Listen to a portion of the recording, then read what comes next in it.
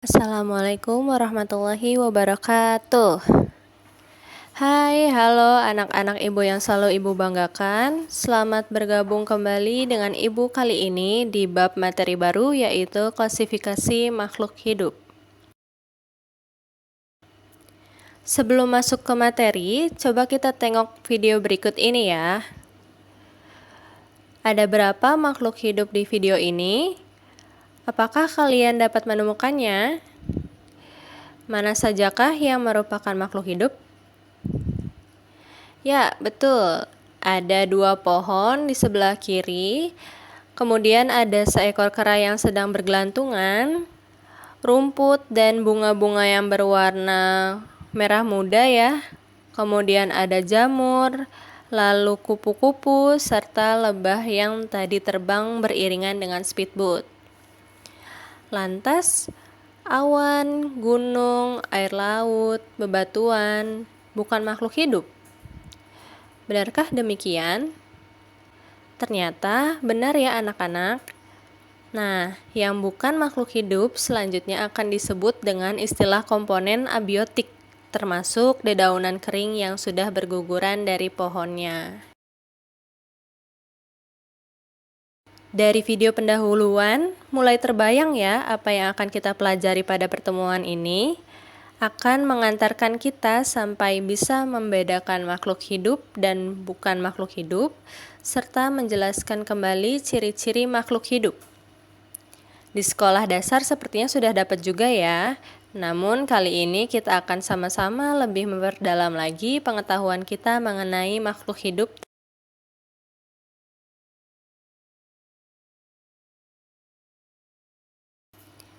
Kita mulai dari bagian 1, yaitu ciri-ciri makhluk hidup.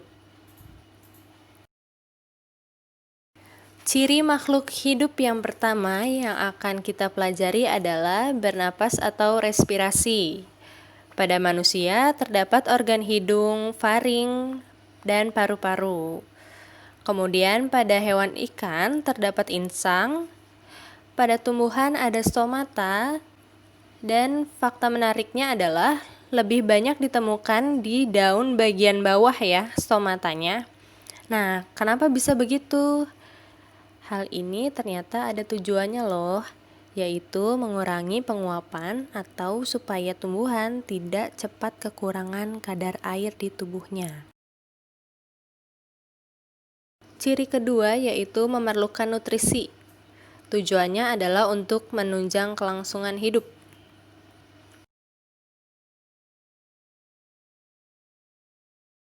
Itu gambar anak kecil yang sedang makan ya. Kemudian ada buaya yang sedang memakan ikan. Nah, itu termasuknya heterotrof ya.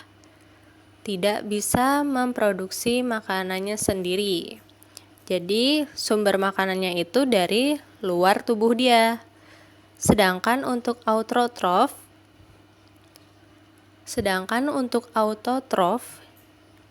itu adalah kemampuan yang dimiliki oleh tumbuhan sehingga tumbuhan dapat mendapatkan energi atau mensintesis energi dari tubuhnya sendiri. Ada yang sudah kenal dengan makhluk hidup di video ini? Kira-kira apa yang sedang mereka lakukan ya? Benar, tumbuhan kantung semar ini sedang memakan serangga. Loh, kok serangga? Bukankah yang kita ketahui sebelumnya tumbuhan itu bersifat autotrof ya, alias bisa memproduksi atau mensintesis energinya sendiri. Kenapa dia juga memakan serangga? Nah, fenomena ini dikarenakan kantung semar hidup di daerah yang sumber mineralnya terbatas. Padahal mineral seperti kalsium, potasium, fosfor, dan sebagainya itu dibutuhkan oleh tumbuhan. Oleh karena itu, selain berfotosintesis, kantung semar juga memakan serangga untuk memenuhi kebutuhan nutrisinya, terutama kebutuhan mineral.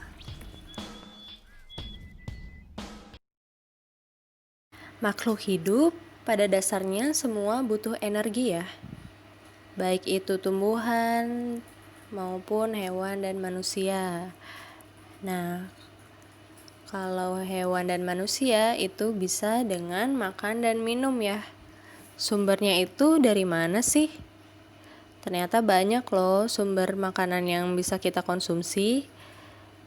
Nah, tapi harus diperhatikan juga ya pola makannya supaya bisa mencapai gizi yang seimbang.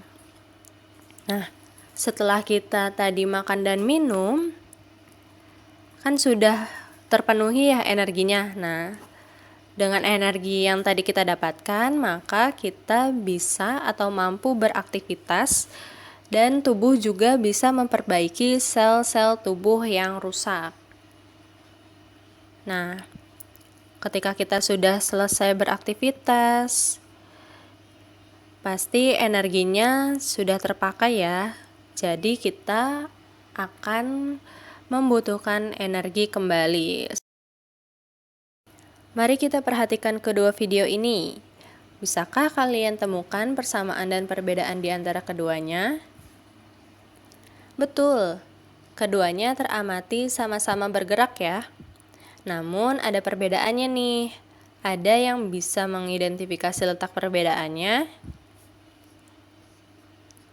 Ubur-ubur, ikan, bergerak karena memang memiliki alat yang dapat mengkoordinasikan pergerakan tubuhnya secara aktif.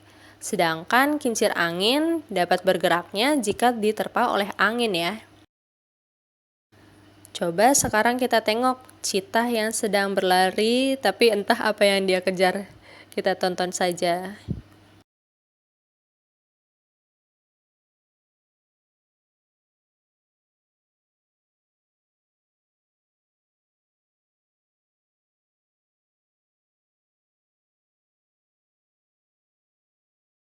Nah, selanjutnya kita amati juga tumbuhan dari video berikut ini.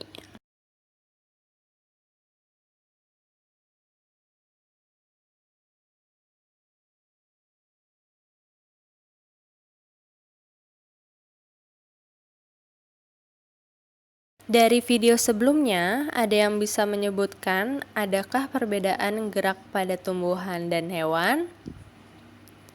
Hewan bergerak secara aktif, yaitu disertai dengan perpindahan, sedangkan tumbuhan bergerak namun tanpa adanya perpindahan. Pernah nggak kalian menemukan pohon berjalan berpindah gunung misalnya? Kayaknya ada tapi di film The Lord of the Rings ya. Ya namanya juga fantasi, apa aja mah bisa kejadian ya.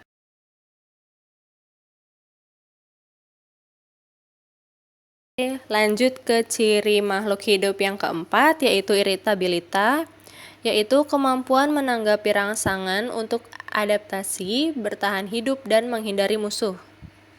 Nah, yang perlu diperhatikan adalah ciri-cirinya, yaitu adanya kemampuan bergerak mendekati atau menjauhi sumber rangsangan.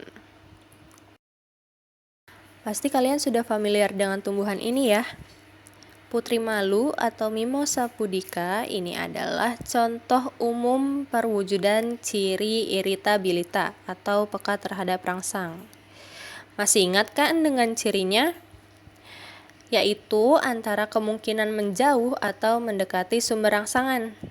Nah, coba kita perhatikan putri malu ini bergeraknya menjauh atau mendekati sumber rangsangan. Ya, betul ya, putri malu akan bergerak menjauhi sumber rangsangan yang berupa sentuhan. Tadi sudah ya contohnya putri malu yang menjauhi sumber rangsangan sentuhan. Lalu, jika kalian suka sengaja atau tidak sengaja memperhatikan di malam hari, pasti ada ya sekumpulan laron yang sedang arisan di lampu jalan maupun di rumah. Nah, ini adalah contoh yang justru mendekati sumber rangsangan, yaitu bagi laron adalah sinar lampu. Manusia lebih peka lagi nih terhadap rangsangan, karena kita dilengkapi dengan berbagai indera. Apa aja coba?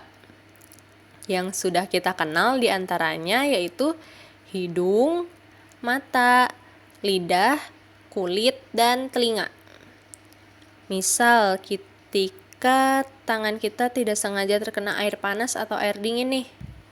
Respon yang muncul ialah kita sontak menggerakkan tangan jauh dari sumber air panas atau air dingin tadi kan. Hal ini bertujuan sebagai perlindungan diri. Tubuh kita hebat ya, punya alarm alami. Lanjut ke ciri nomor 5, yaitu adaptasi. Yaitu kemampuan menyesuaikan diri terhadap lingkungan supaya dapat bertahan hidup. Contohnya nih, tokek ekor daun yang warna tubuhnya menyerupai daun tempat dia berdiri. Kemampuannya itu dinamakan mimikri ya. Coba, apakah kalian bisa membedakan dengan mudah dan jelas yang mana daun dan sang tokek? Oke, selanjutnya ciri nomor 6 yaitu bertumbuh dan berkembang. Pertumbuhan merupakan proses bertambahnya ukuran tubuh, baik itu berat, tinggi, panjang, atau diameter, akibat adanya pertambahan jumlah sel. Seperti contohnya pada di gambar ya. Nah, Ibu beri contoh lagi ya, misal pohon semakin tua, batang pohon itu semakin lebar kan ya. Nah, itu ciri dari pertumbuhan, yaitu semakin lebarnya diameter atau lingkar batang tumbuhan. Selanjutnya ada perkembangan, yaitu proses perubahan fase menuju kedewasaan yang ditandai dengan kemampuan reproduksi. Ibu kasih contohnya adalah pada bunga. Di sini dia sudah mempersiapkan organ reproduksinya untuk melakukan proses reproduksi. Bisa nanti dibantu oleh angin atau air ataupun juga serangga. Itu baik ya serangganya. Kita bisa lihat juga di sini pertambahan tinggi dari jamur-jamur yang sangat lucu warnanya. Keren ya, bisa berwarna dan nyala-nyala gitu.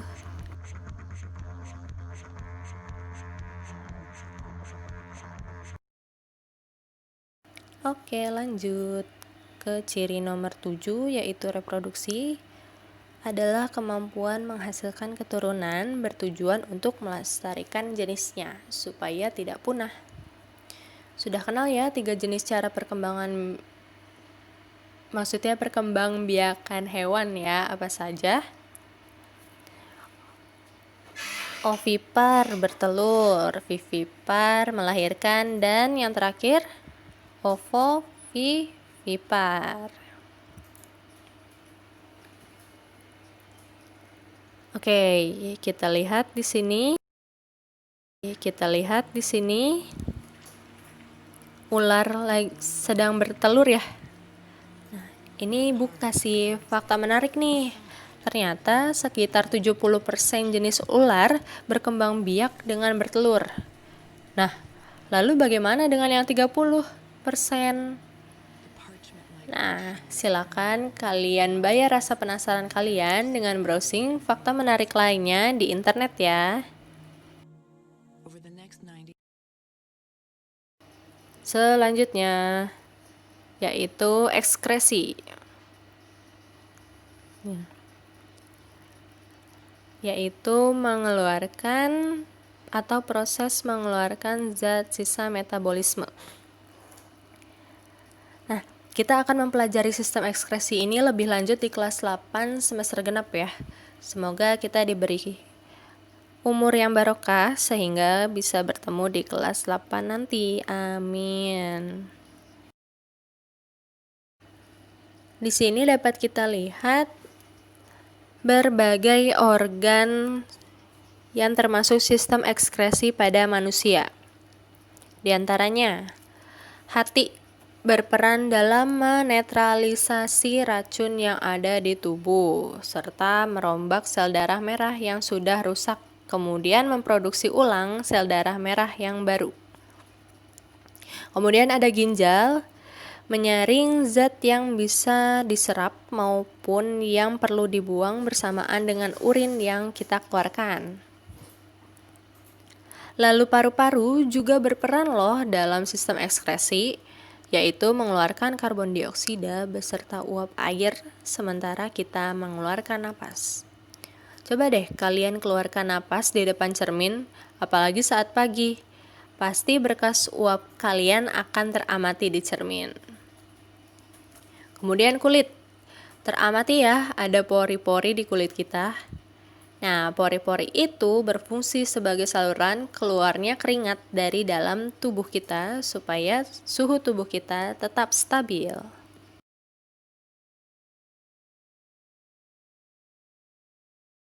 Sekarang sudah bisa membedakan ya antara makhluk hidup dan benda abiotik tadi. Bisa dipahami juga bahwa kedelapan ciri tersebut dimiliki oleh makhluk hidup. Jadi kalau ada salah satu saja yang tidak dimiliki oleh sesuatu itu, maka tidak terpenuhilah dia menjadi makhluk hidup. Selanjutnya, semua ciri tersebut saling berhubungan, membentuk sistem tubuh yang dapat mendukung keberlangsungan hidup makhluknya.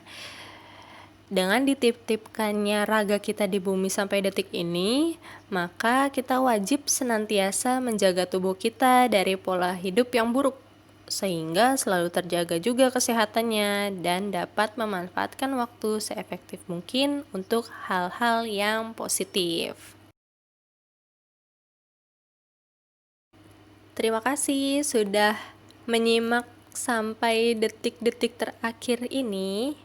Semoga ilmu yang kita pelajari hari ini bisa bermanfaat dan bisa memunculkan ide-ide kreatif kalian atau memunculkan rasa penasaran kalian tentang kehidupan di dunia ini. Ya, sampai bertemu di pertemuan selanjutnya ya. Tetap sehat dan bahagia. Hatur nuhun. Assalamualaikum warahmatullahi wabarakatuh.